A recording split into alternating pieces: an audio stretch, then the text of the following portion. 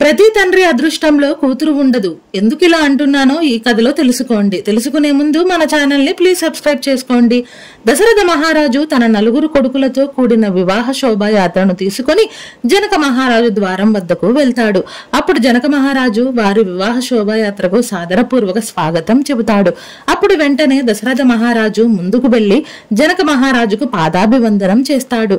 అప్పుడు జనక మహారాజు దశరథ మహారాజు యొక్క భుజం తట్టి పైకి లేపి సంతోషంతో కౌగులించుకొని, రాజా, మీరు పెద్దవారు, పైగా వరుణి పక్షం వారు, ఇలా మీరు నాకు పాదాభివందనం చేయడం ఏమిటి? గంగా నది వెనక్కు ప్రవహించడం లేదు కదా అని అంటాడు. అప్పుడు దశరథ మహారాజు అద్భుతమైన సుందరమైన జవాబు చెబుతాడు. మహారాజా, మీరు దాతలు, కన్యాదానం చేస్తున్నారు. నేనైతే యాచకుణ్ణి, మీ ద్వారా కన్యను పొందాలని వచ్చాను. ఇప్పుడు చెప్పండి, దాత మరియు యాచకుల్లో ఎవరు పెద్ద, ఎవరు గొప్ప అని అంటాడు. ఆ మాటలను విన్న జనక మహారాజు కళ్ళల్లో నుంచి ఆనంద బాష్పాలు రాలుస్తూ ఇలా అంటారు. ఏ గృహంలో అయితే కూతుళ్ళు ఉంటారో వాళ్ళు అత్యంత భాగ్యవంతులు. ప్రతి కూతురు అదృష్టంలో తండ్రి ఉంటాడు, కానీ ప్రతి తండ్రి అదృష్టంలో కూతురు ఉండదు. ఇది మన రామాయణ నీతి. Please subscribe.